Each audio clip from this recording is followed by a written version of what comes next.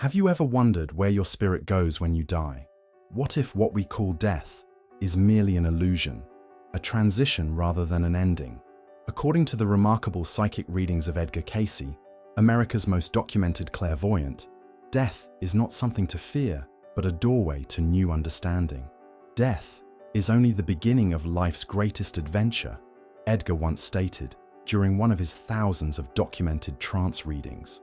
His insights revealed that what we experience as death is actually a profound awakening, the moment when consciousness transcends its physical limitations and returns to its natural, expansive state. Imagine consciousness itself, unfettered by the constraints of flesh and blood, moving through dimensions that exist beyond our physical senses. This journey isn't random or chaotic, but follows an intricate pattern of spiritual evolution that Edgar described in remarkable detail during his readings.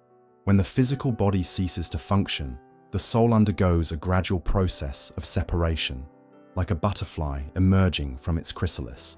First comes a period of adjustment, as awareness shifts from physical sensation to a more refined perception.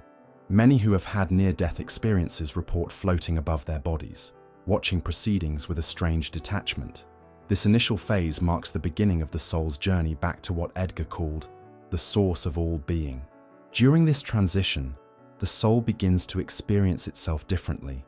No longer defined by physical boundaries, it expands into a state of heightened awareness, where thoughts become tangible and time operates differently. In this realm, consciousness moves through various stages of recognition, each offering opportunities for growth and understanding. What makes this knowledge so valuable isn't mere curiosity about the afterlife. The insights Edgar provided serve a practical purpose. They help us approach death with greater understanding and live more intentionally. When we recognize that physical death is not an endpoint, but a transition, our priorities often shift, and we begin to value different aspects of our experience. As the soul separates from its physical anchor, it encounters what many spiritual traditions describe as the clear light of reality, a luminous awareness that represents ultimate truth. In Edgar's readings, this moment presents the soul with its greatest opportunity, the chance to recognize its own divine nature. Those who have cultivated spiritual awareness during life may experience this recognition immediately, while others might need more time to adjust to their expanded state. What happens next depends largely on the soul's level of development and the karmic patterns it has created. Some souls, particularly those who have achieved higher levels of consciousness during life, maintain clear awareness throughout this process. Others may experience confusion or disorientation as they adjust to existence without physical reference points. The journey continues as the soul reviews the life it has just completed, not as judgment, but as learning. Every action, every choice, every relationship is experienced from a perspective of complete understanding. In this panoramic life review, the soul sees not only what it did, but also how its actions affected others, creating ripples of consequence that extended far beyond what it could perceive during physical life.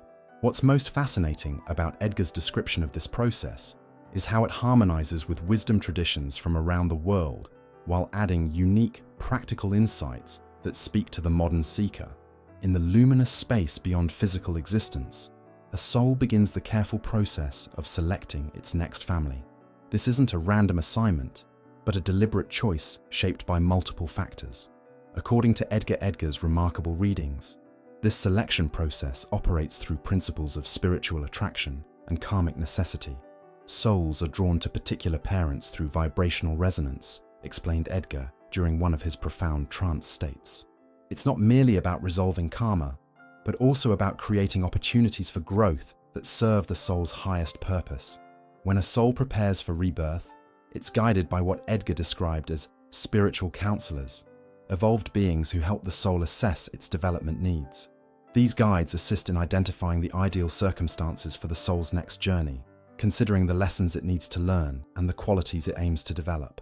The process typically begins with a panoramic view of potential life paths.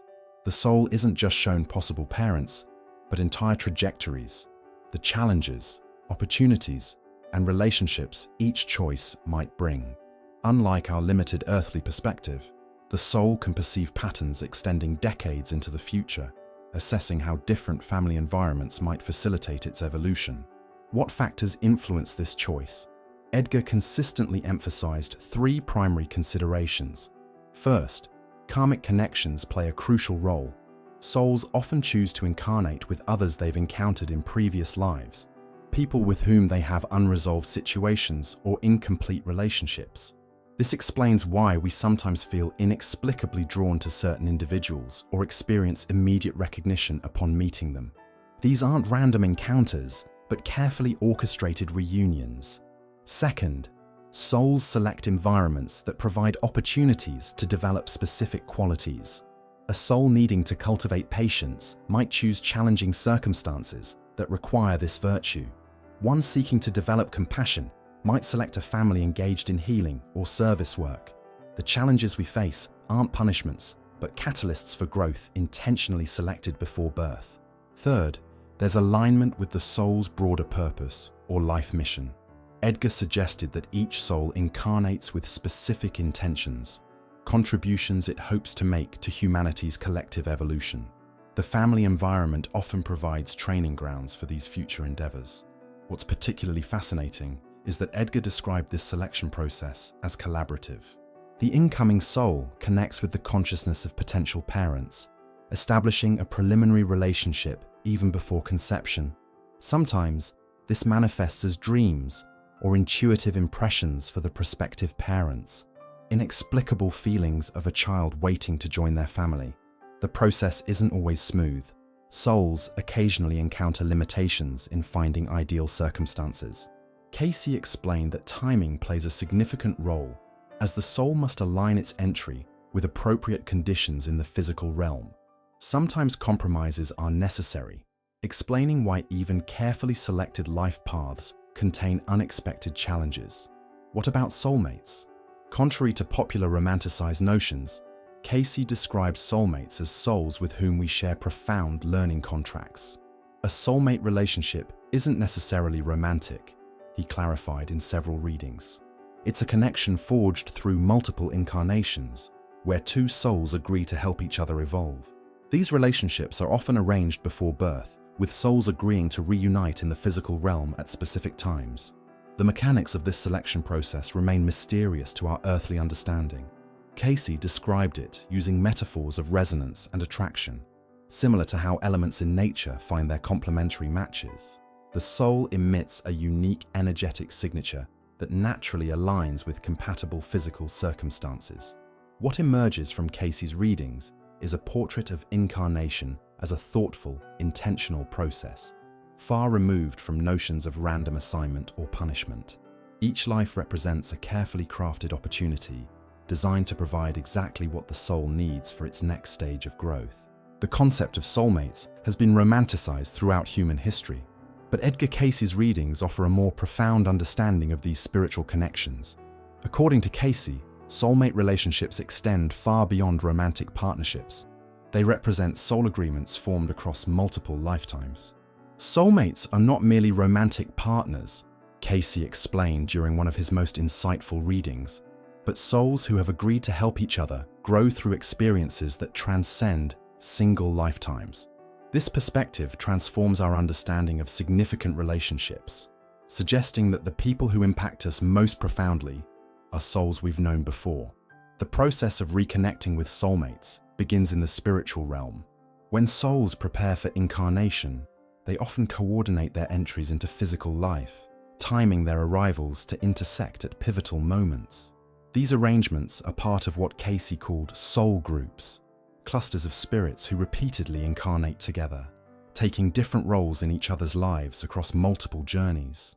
What's particularly enlightening about Cayce's perspective is how it expands the definition of soulmate beyond romantic partners. Parents, siblings, friends, mentors, and even challenging relationships can all represent soulmate connections. The defining characteristic isn't romantic attraction, but the relationship's capacity to catalyze soul growth. Sometimes the most important soulmate connections are those that challenge us most intensely. The reunion of soulmates in physical life often carries distinct markers. Many people report immediate recognition, a sense of familiarity that defies logical explanation. Others describe an uncanny sense of timing in their meeting, as though orchestrated by forces beyond coincidence. These experiences, according to Cayce, reflect the soul's recognition of a pre-birth agreement now manifesting in physical reality. Why do souls make these arrangements? Cayce suggested several purposes. Primary among them is mutual assistance in working through karmic patterns. Souls often agree to help each other resolve unfinished business from previous incarnations, offering forgiveness, completing interrupted relationships, or balancing past actions. This explains why some relationships feel laden with emotional complexity that seems disproportionate to their current circumstances. Beyond karmic resolution, soulmates often incarnate together to collaborate on specific missions. Some pairs or groups choose to work together on creative, humanitarian, or spiritual endeavors that serve broader collective purposes. These souls may have complementary abilities or perspectives that, when combined, create something greater than what they could accomplish individually. What's particularly interesting is Cayce's insight that soulmate connections aren't always harmonious. Some of the most important soul relationships involve challenge and growth through difficulty, he noted. This explains why certain relationships that bring significant growth can also involve considerable struggle. The friction becomes the mechanism through which both souls evolve. How are these reconnections arranged from the spiritual realm? Cayce described a process whereby souls establish energetic appointments, points in physical time where their paths will intersect. These arrangements include contingencies, allowing for the exercise of free will once incarnated. This explains why some potential soulmate connections never fully materialize. One or both parties may make choices that alter the anticipated meeting. The timing of these reunions isn't arbitrary. Souls coordinate their reconnections to coincide with periods when both parties have developed the qualities necessary for the relationship's purpose. Sometimes this means waiting several incarnations before conditions are optimal for reunion. Other times, souls may briefly encounter each other in one lifetime to establish a connection that will fully blossom in a future incarnation. What emerges from Cayce's readings is a vision of relationships as sacred contracts, agreements made in spirit that manifest through the seeming randomness of physical life. These connections represent opportunities for accelerated growth and the fulfillment of shared purposes that extend beyond individual lifetimes. The true significance of soulmate relationships isn't in their emotional intensity, but in their capacity to transform us. Each significant connection represents an opportunity to resolve past patterns, develop new qualities, and move closer to our authentic spiritual nature. From this perspective, the people who challenge us most deeply may be offering precisely the catalyst for growth our souls selected before birth. What if you could consciously influence your soul's journey, both in this life and beyond? Edgar Cayce's readings suggest that we aren't merely passive participants in our spiritual evolution, but active architects of our soul's path. This final chapter explores how our current choices shape our future incarnations, and how we might approach death as a sacred transition rather than an ending. What you are building now, Cayce reminded his clients repeatedly, is the foundation of what you will experience in the life to come. This perspective transforms ordinary daily choices into spiritually significant decisions. Every act of kindness, moment of forgiveness, or instance of personal growth doesn't just affect our current existence, but shapes the trajectory of our soul's ongoing journey. The decisions we make today, especially regarding how we handle relationships and personal development, establish patterns that continue beyond physical death. Cayce's readings consistently emphasize that we're creating our future circumstances through present choices. This doesn't mean we're trapped by past actions, but rather that we're constantly setting new trajectories through current awareness. Particularly important is our approach to challenging relationships. Those difficult connections, often with soulmates who've agreed to help us grow through conflict, represent our greatest opportunities for spiritual development. How we respond to these challenges doesn't just affect our current life, but establishes patterns for future incarnations. Every time we choose understanding over judgment, forgiveness over resentment, or compassion over indifference, we're creating positive momentum that carries forward beyond death. What practical steps did Cayce recommend for those seeking to consciously prepare for the afterlife journey. His readings consistently emphasize several practices. First, meditation emerged as essential preparation. Regular stillness practices help us develop awareness of our non-physical nature while still embodied. This familiarity with expanded consciousness states eases the transition at death and helps maintain clarity throughout the afterlife journey. Cayce suggested even brief daily meditation cultivates the inner recognition necessary for navigating spiritual realms. Second, Cayce emphasized self-knowledge, particularly understanding our patterns and motivations. Know thyself wasn't just philosophical advice, but practical preparation for the life review process that follows death. Those who have developed honest self-awareness during life move through this review with greater ease and clarity. Third, forgiveness practices featured prominently in Cayce's recommendations. Unresolved resentments create energetic attachments that can bind souls to reincarnation cycles. Conscious forgiveness work, releasing judgments of self and others, lightens these karmic burdens and creates greater freedom in the afterlife journey. Fourth, Cayce suggested developing what he called soul awareness, the capacity to identify with our spiritual nature rather than solely with our physical or personality aspects. This shift in identification helps maintain continuity of consciousness during the death transition. Perhaps most revolutionary was Cayce's suggestion that we can establish conscious connections with future parents and soulmates before death. Through deep meditation and intentional prayer, we can begin creating resonance with souls we intend to connect with in future incarnations. This practice of spiritual networking allows for more deliberate soul arrangements rather than leaving future connections entirely to subconscious patterns. What about those facing imminent death? Cayce's readings offered profound guidance for this sacred transition. He advised creating a peaceful environment that supports conscious passage, minimizing medical interventions that might cause distress or confusion when possible, surrounding the dying person with loved ones, and providing reassurance about the journey ahead. The consciousness state at the moment of transition significantly influences initial afterlife experiences, making a peaceful passage particularly valuable. For those supporting loved ones through death, Cayce suggested speaking to the person's soul even when they appear unconscious. The dying often maintain awareness even when unable to communicate physically. Words of love, forgiveness, and reassurance can ease the transition and strengthen connections that continue beyond physical separation. The ultimate message emerging from Cayce's work is one of empowerment. We aren't helpless participants in cosmic processes, but conscious creators of our ongoing journey. Through developing spiritual awareness, practicing forgiveness, and cultivating loving relationships, we're actively preparing for our soul's next adventure. Death, from this perspective, isn't an endpoint, but a transitional moment in our soul's eternal journey, a journey we're actively shaping through every choice we make today.